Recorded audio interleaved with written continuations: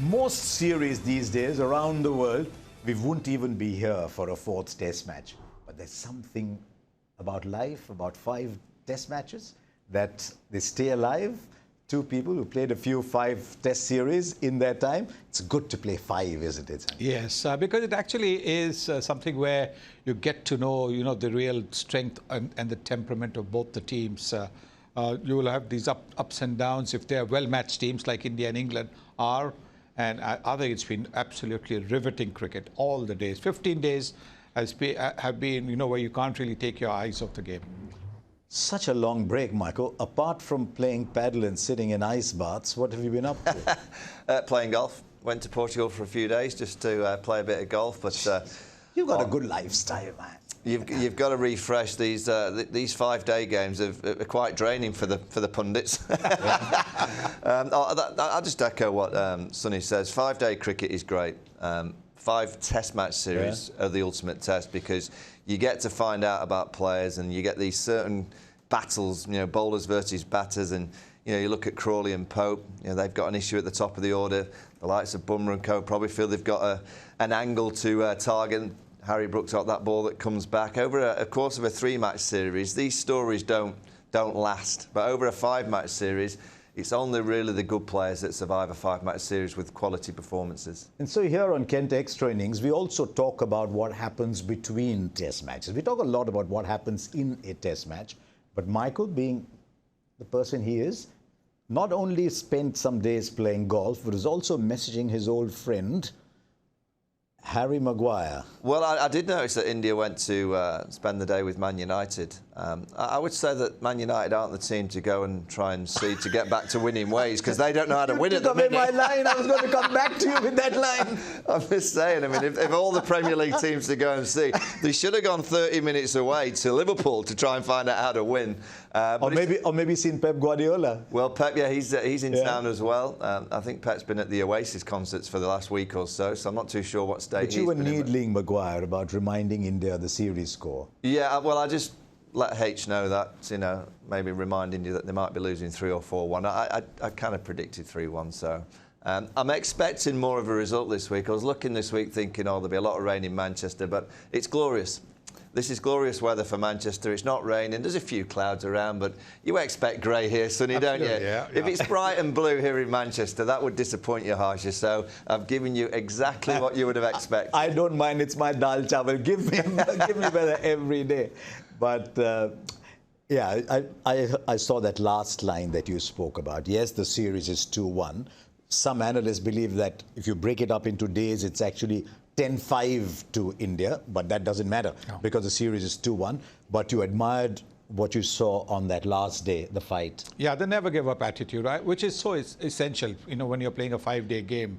A lot of times we've seen the Indian lower order batters, give it up in the sense that if you saw at Leeds as well, some of the shots that we played, maybe we could have added a few more runs in case they had, applied themselves like they applied it in the second innings at Lord's.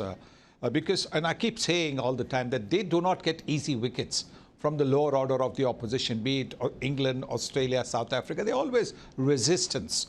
And that's been the story of Indian cricket since 1932. 1932 also, Michael, I think India had the cream of England, out for 5 wickets down for, I think, 120.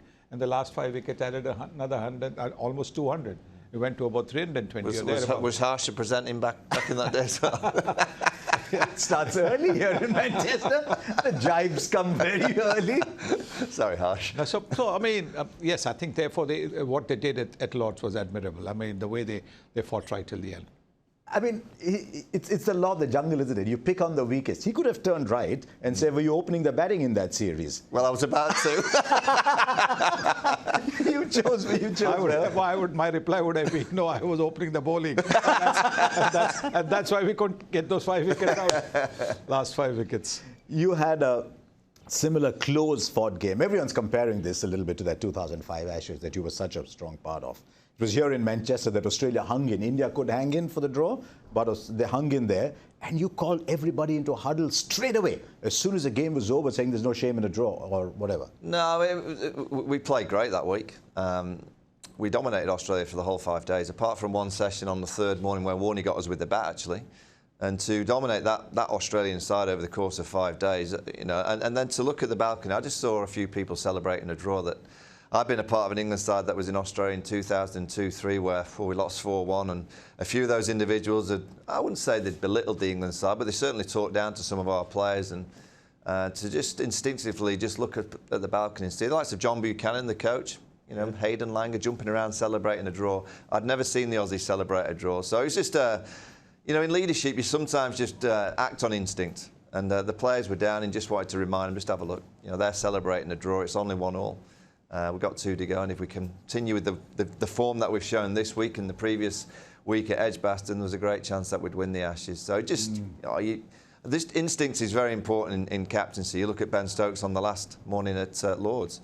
I thought he'd start with Bryden Carse because Bryden Carse had finished day 4, bowling a beautiful spell. Instinctively, he went to Joffre because of 6 years previous. Joffre had bowled that spell in the World Cup final. That's what captaincy is all about. That's why I really admire Ben Stokes, because he just goes with his gut. And that's the best advice I give any young captain is just go with your gut. We can say whatever we say, but when you're out in the middle, you can have all the data, you can have all the matchups, but if you have a feeling that something's right, just go with it. I tell you what, honestly, when we played, there was very little spoken.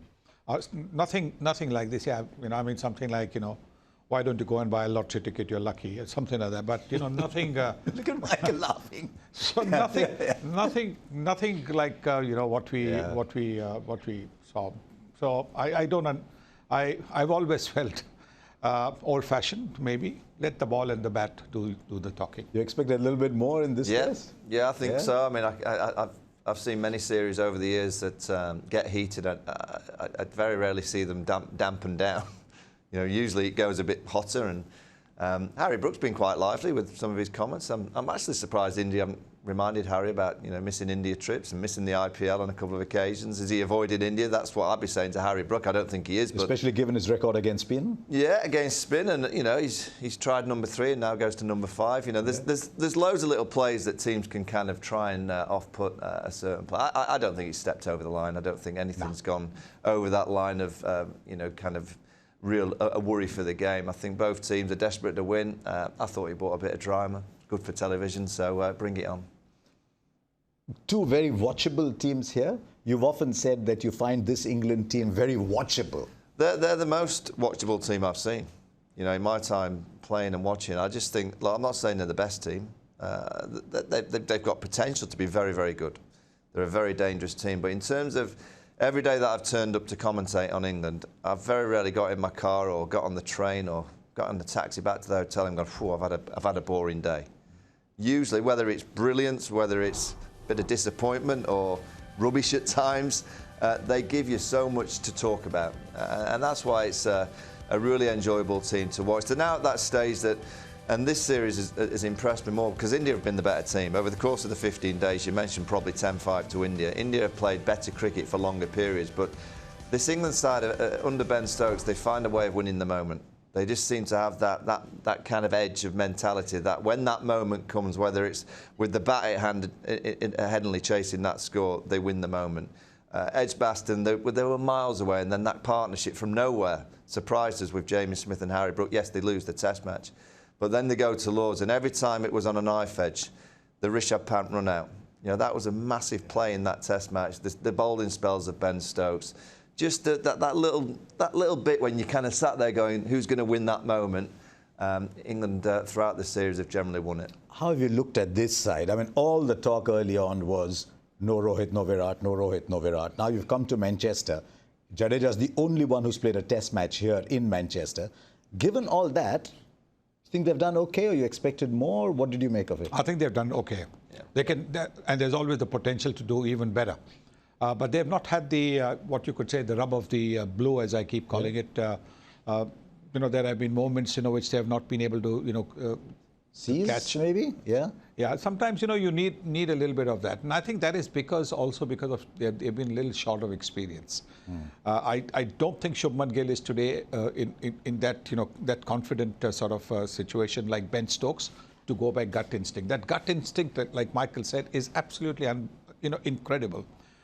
more often than not, you will find that, if you have not gone by your gut instinct, and I speak from my experience, or moving a fielder here, or doing something, making a bowling change, and then, I see that if I had gone by my gut instinct, it would have worked.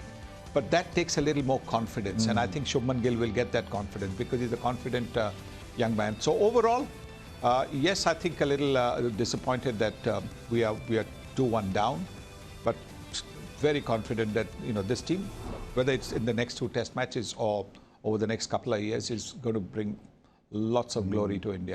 They've really impressed me.